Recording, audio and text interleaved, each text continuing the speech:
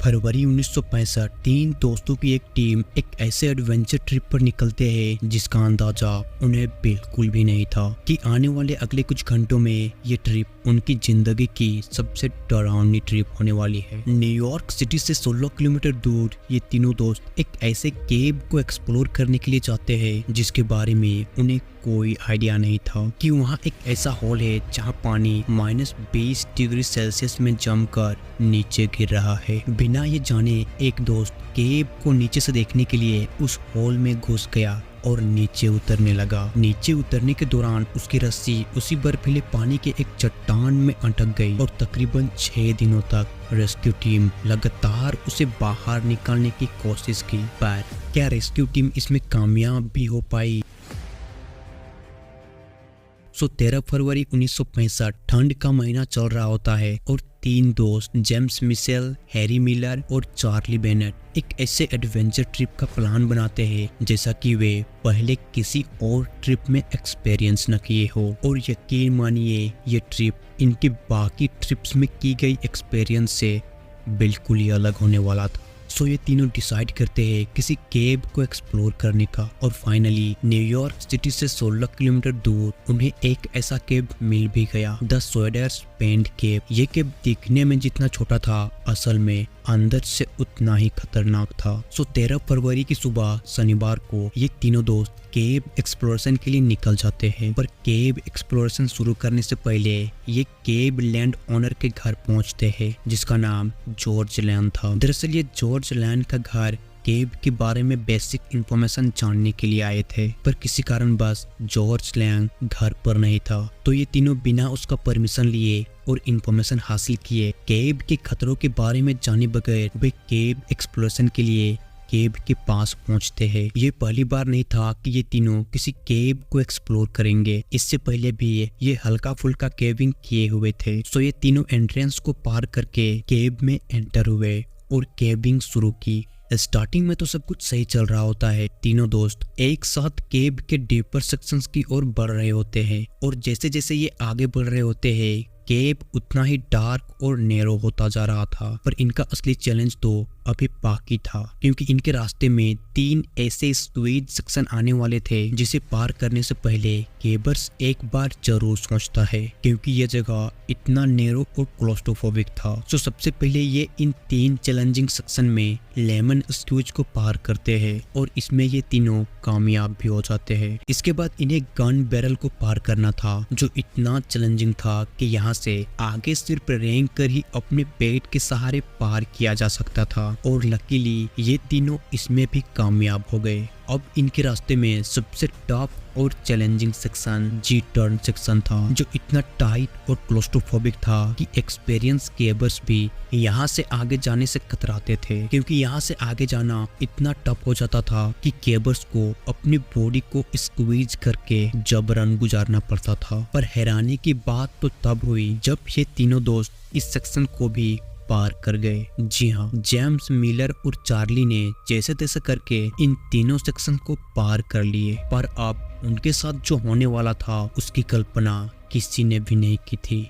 तीनों challenging section को तो ये तीनों पार कर गए थे और अब वे एक बड़े से अंधेरे चेंबर में पहुंचे जहां 180 फीट गहरी एक ढलान थी और इसी ढलान के ऊपर से बर्फीले पानी का झरना बह रहा था जिसका तापमान -20 डिग्री सेल्सियस तक था। 23 वर्षीय जेम्स, जो हमेशा से गुफाओं की गहराइयों में जाने के लिए उत्सुक रहता था, उसने ढलान से नीचे जाकर केव को नीचे से देखने का फैसला किया, पर उसके दोस्त ने उसे ऐसा करने से मना किया। पर जेम्स अपने दोस्तों को यह कहकर मनवा लिया कि वो ज्यादा गहराई तक नहीं जाएगा और अगर कोई प्रॉब्लम हो तो तुरंत ऊपर आ जाएगा, और ऊपर तो तुम लोग हो ही, मेरी रस्सी को खींच के मुझे निकाल लोगे। जेम्स के दोस्त मान जाते हैं और जेम्स को नीचे जाने के परमिशन दे देते हैं। जेम्स नीचे जाने के लिए अपनी सेफ्टी लाइन और हिप हार्नेस बांधता है और नीचे उतरने लगता है। कुछ दूर उतरने के बाद जेम्स बर्फीले पानी के रास्ते में आने लगा और जैसे ही वो थोड़ा और नीचे गया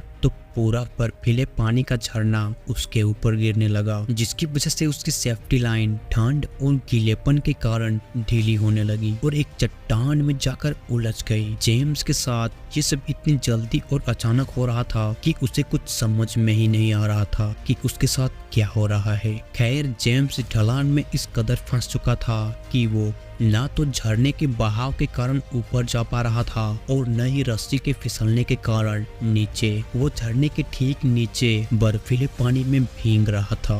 उसने रस्सी को छोड़ने और काटने की बहुत कोशिशें करी, पर उसकी सारी कोशिशें नाकाम रही। उसने रस्सी को पकड़कर ऊपर चढ़ने की भी कोशिश करी, लेकिन रस्सी गीली और ठंडी होने के कारण उस पर ग्रिप बनाना बहुत मुश्किल था। पर अब भी उसने मदद के लिए अपने दोस्तों तक को आवाज न लगाई। कुछ देर बाद जब उसके दोस्तों ने उसे आवाज लगाई तो उसकी कपकपी भरी आवाज सुन वे समझ गए कि जेम्स जरूर कोई मुसीबत में है। तो उन्होंने रस्सी को खींचने की कोशिश की, पर जेम्स बार बार गा रहा था कि वो ठीक है, बावजूद इसके कि वो पूरी तरह से ठंडे पानी के झरने में नीचे फंसा हुआ ठंड में कांप रहा था।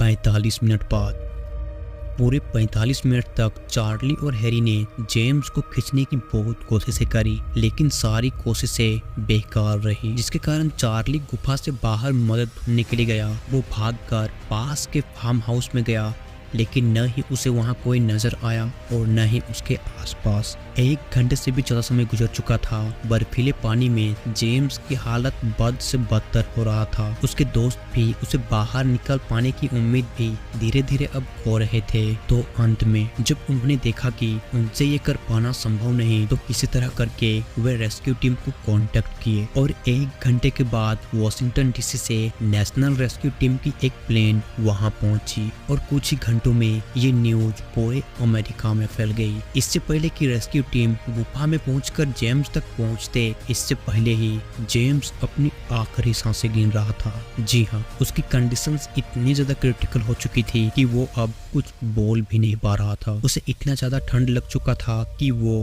अब हाइपोथर्मिया का शिकार था। उसके शरीर पर एक भी छोटे या घाव के निशान नहीं थे, पर फिर भी लगातार बहने वाले बर्फीले पानी ने जेम्स की जान ले ली। जी हाँ, जेम्स मिशेल अब इस दुनिया को छोड़ चुका था। हाइपोथर्मिया ने उसकी जान ले ली। 3 दिन बाद, 3 दिनों तक रेस्क्यू टीम जेम्स की बॉडी को बाहर निकालने की बहुत कोशिशें करी, पर जेम्स की बॉडी को निकाल न पाए। 3 दिन से 6 दिन गुजर गए, पर फिर भी रेस्क्यू टीम जेम्स की बॉडी को बाहर निकालने में स्ट्रगल करते रहे। काफी स्ट्रगल करने के बाद फाइनली रेस्क्यू टीम हार मानकर जेम्स की बॉडी को केव में ही छोड़ने का डिसाइड करती है और केव को डायनामाइट से उड़ाकर उसे पूरी तरह से सील कर देती है। पर जेम्स की याद में वहाँ एक मेमोरियल स्टोन लगाया जाता है, ताकि आने वाले समय में लोग जेम्स की इस ट्रेजेडी से कुछ सीख सके। यह पहली बार नहीं था कि लोगों ने केबिंग में हाइपोथर्मिया के रिस्क समझा और एक्सप्लोरिंग के समय जीन्स और टी शर्ट की बजाय वाटरप्रूफ सूट पहनने शुरू किए।